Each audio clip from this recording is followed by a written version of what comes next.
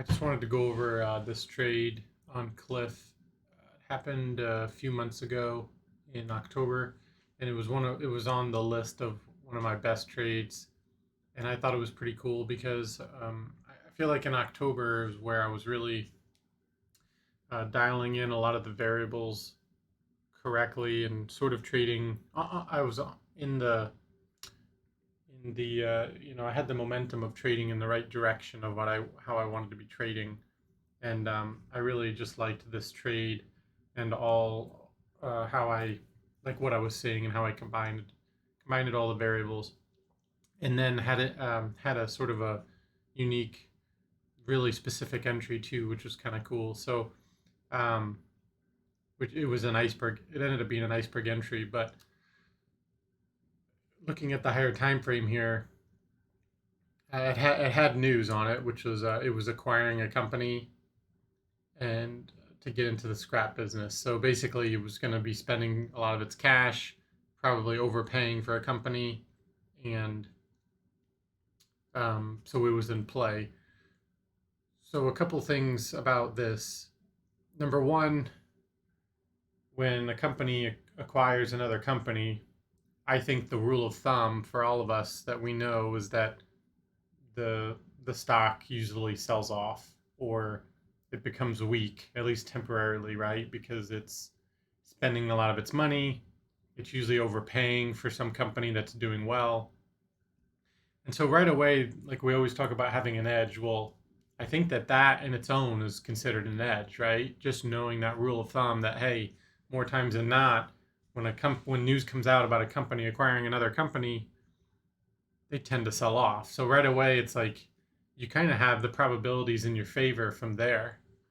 Um, so so so that type of news catalyst was combined with these other short these other short trade direction that I wanted to trade this in. So here's the daily on the short term. Actually, I'll just show you this daily first. So overall, I mean, for the last year or two, it's been trending up. It's sort of been getting tighter and tighter here, and this was when I traded it in here. So it was doing a bit of a change in direction, and I would say, it was trading up in a channel. Then it sort of had a bigger sell off here and a gap, a sell off and a break of this channel of this trend line. It did get back above it, but that was sort of a clue that something might be changing. So that happened, made a lower low, and then made a new high, and then again got back out of the channel. So it was sort of a change in price here temporarily, and then you combine that with it then gaps down and then stays in this range down here. So this is when I traded it. Okay, so when I'm talking about trading with the higher time frame, well, I don't necessarily mean this big of a time frame. I mean, it can mean that, but it doesn't need to mean that because really I'm trading on an intraday basis. So I'm sort of saying, well, what is it? What is it? I'm looking at all the time frames, right? So on a big time frame, it's trending up. However, on a shorter month, few weeks time frame, we're seeing some weakness, right? We, like I said, broke the trend line, made a new high, and then again broke the trend line again, and now we're gapping down. After this gapping down, we're now staying in this range here. And then this is the day when the news comes out, right? So it breaks, gets out of this little range, and then it does a gap fill. So you have this really nice big gap that happened, and that was a 9% gap, right? And so the gap fill is generally in this area up here, and that comes out to be $22 exactly.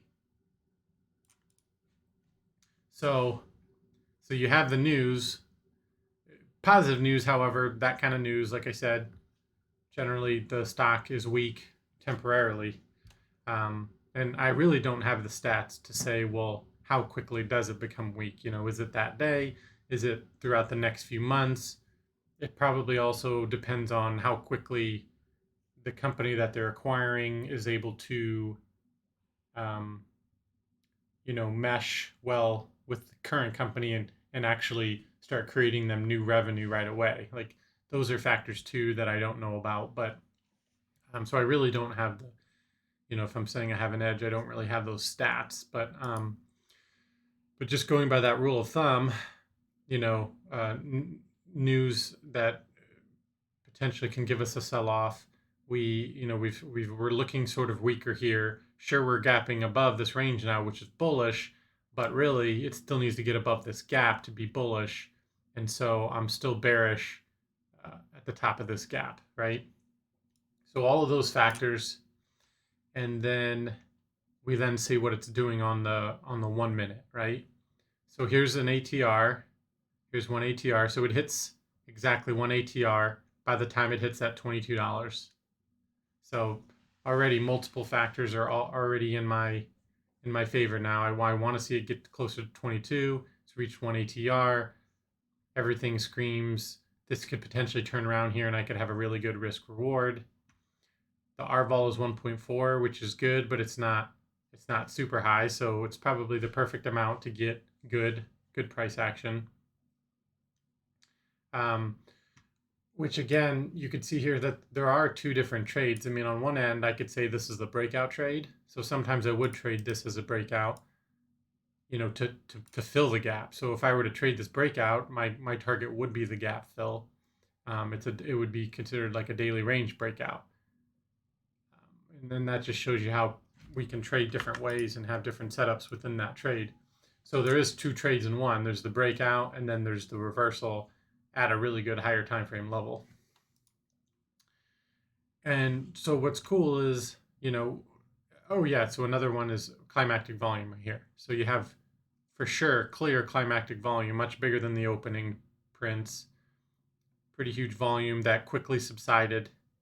And sure, it did move, but it was still an anomaly because that was all within itself. It wasn't necessarily igniting. It wasn't to break the high of day. It used a lot of that to get all the way up to high of day. And then volume started to get weaker as it continued its high of day approach here. So that's another variable in my favor here. So, a lot of times I could look for a new inverse head and shoulders, or all the patterns, all the reversal patterns, a new 5-minute low, a big shooting star, etc., all linked, all connected to the 22 level. But in this instance, I had an iceberg here, and you can see here that I had it recorded. I saved it. Here's the 22. You can see how many 22 orders there were, but especially here, you can see a lot of the same size orders, and you can even see them being filled here on the ask. And then, no higher than $22. It quickly goes down to $21.99, then back up to 22, then back to $21.99.5, etc. And that continues to refresh here. So it's an offer that's not being lifted. And so that was pretty cool because, not only do I have enough variables to potentially try a short here, I have the news catalyst, the higher time frame, the climactic volume, the intraday stuff, the 1 ATR. I have plenty of variables for me to risk 1R on it.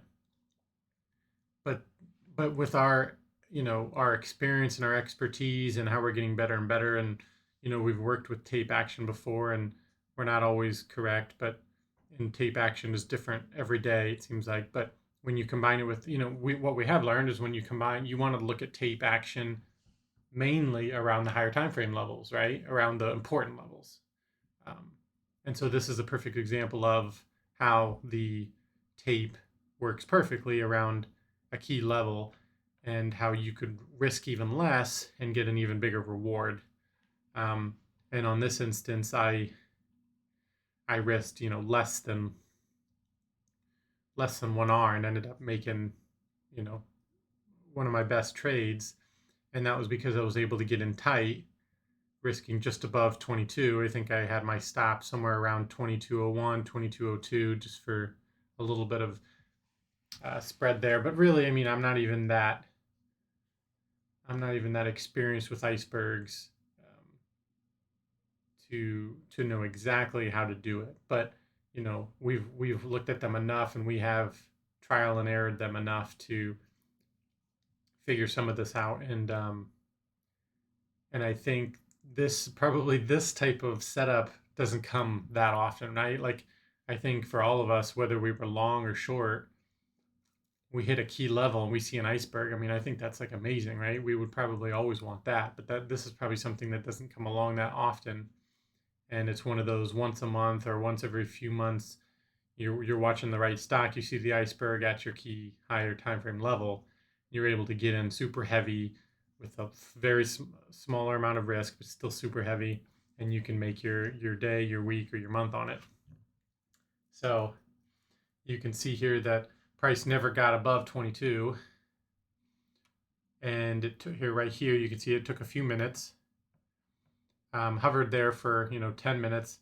I wish I would have saved a 5-minute. I guess I can go and look on the DOS and go back and save it, but because these are all 1-minute candles. But you can see here that it didn't take it very long for that 22 to just stay an iceberg, and then it gave up. And from there, right here, climactic volume goes up, hits at 22 for a few minutes, and then it fails and never looks back. And you got a decent move, pretty much to the support here from that first initial pullback is pretty much a good target. And I didn't trade it the best. I mean, I would say that I probably partialed pretty heavy here because I was not experienced enough for the iceberg. And then I did add in though, and I kept adding in on the pullback. So probably overtraded it compared to how I want to trade now. I overtraded it a bit, but still was profiting all the way down.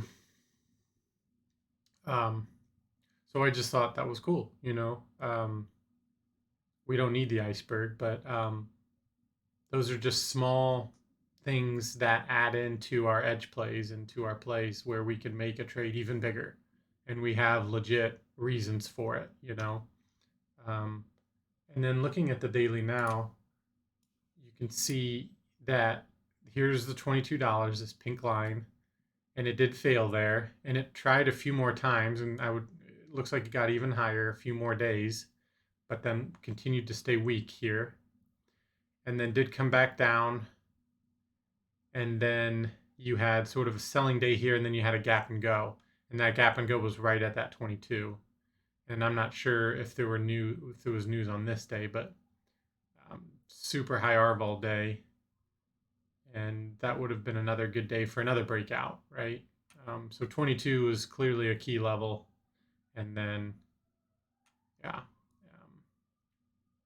and from then on, it looks like it's sort of just in this overall bigger range now, sort of stuck in this here and here for now, which is pretty cool. So yeah, that's pretty much it. I just wanted to kind of go over one of those good trades. I probably could trade it better now. Probably hold on longer.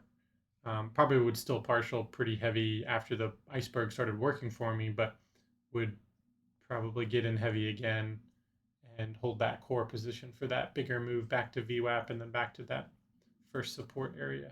So thanks.